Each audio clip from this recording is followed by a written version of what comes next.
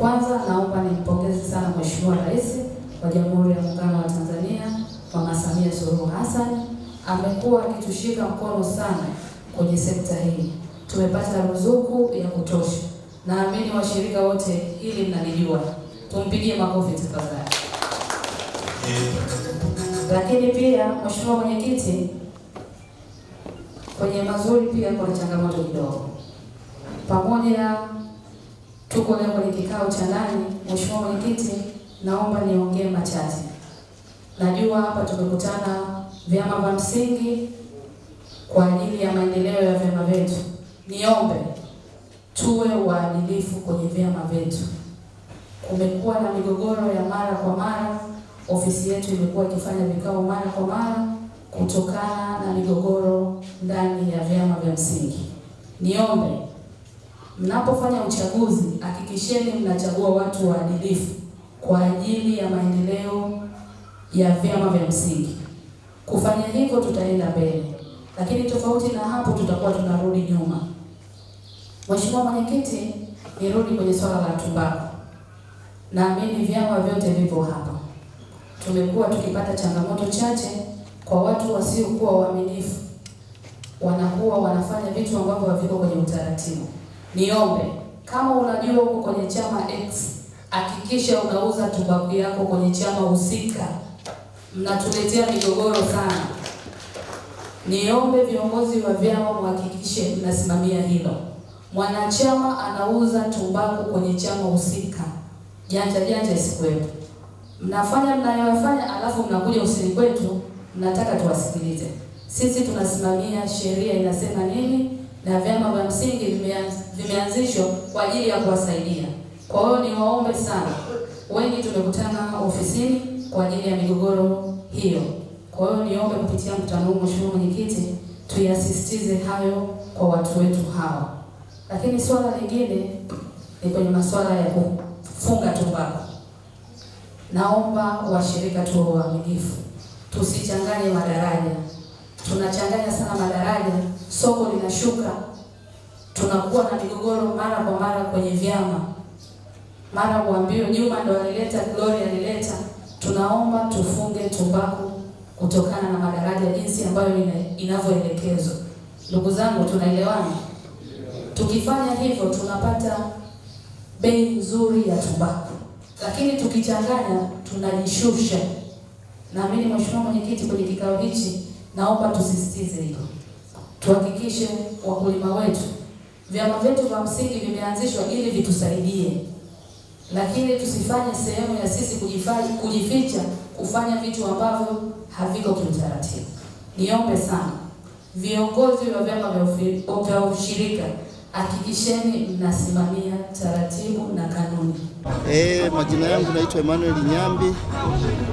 Ni mwenyekiti wa chama kikuu cha ushirika cha Kapu. Hali ya mkutano, kimsingi tumemaliza mkutano wetu wa 30 wa mwaka ambao nadhani mwenyekiti wa mkutano aliyechaguliwa kuendesha kisayansi. Tumetumia takriban masaa 2.5 kutekeleza ajenda. Kwa hiyo kimsingi hali ya mkutano iko vizuri. Tulitengeneza utaratibu wa kugawa makabrasha siku 4 kabla ili wajumbe wa mkutano waweze kuyapitia kwa ajili ya kuja kutoa majibu. Manufaa makubwa ambayo wamenufaika nayo wanachama ni pale ambapo sisi wajumbe wa bodi tunapopeleka mpango kwao kwamba tunataka ujenzi wa kiwanda cha kukamua mafuta. Wakitupitishia wanakuta sisi tumetekeleza kama ambavyo wametupitishia. Kwa hiyo nadhani jambo hilo limewafurahisha na ndipo walipopitisha kila ambacho tumewaza sisi kama viongozi tukiwapelekea wanapitisha, kwa sababu wanakuta kile tulichoazimia wanakuta utekelezaji wake. Wapo mwenyekiti, kiwanda hichi kitasaidia nini? Kiwanda cha kukamua mafuta kama ambavyo tumeweza kukiona, kwanza kitasaidia kuongeza mnyororo wa thamani. Mwanzo mkulima wa zao la pamba alikuwa anauza tu pamba nyuzi, anaishia hapa. Lakini leo akiuza pamba nyuzi, zile mbegu zinazotokana na pamba nyuzi tutaenda kuzikamua mafuta. Na mwisho wa siku mafuta yale tutayauza kwa watu wengine pamoja na mashughuli yatakayopatikana. kiasi tutakachokipata tunaweza kurudisha malipo ya pili kwa wakulima, kwa maana ya kuongeza kipato, tofauti na ilipokuwa mwanzo anaishia kuuza tu pamba na analipo pengine mara moja. Kimsingi tumeomba wakulima kwenye mkutano tu watoe ushirikiano, wakazalishe, kwa sababu tumeongeza hata maafisa ugani kwa maana ya BBT ili waweze kwenda kuhamasisha ili tija iweze kuongezeka, na mpaka sasa tuko kwenye mfumo wa mbolea zile za samadi tunatengeneza ili waweze kuzitumia kwenye zao la pamba. Kikubwa tuweze kuongeza tija ya uzalishaji kwenye zao la pamba. Kuna changamoto ya mchanganyiko wa tumbaku na vitu visivyokuwa tumbaku, na lenyewe pia tumepata nafasi ya kulijadili na kuweka mikakati. Kweli kumekuwa na uchanganyaji kutoka daraja la chini kwenda daraja lingine la juu.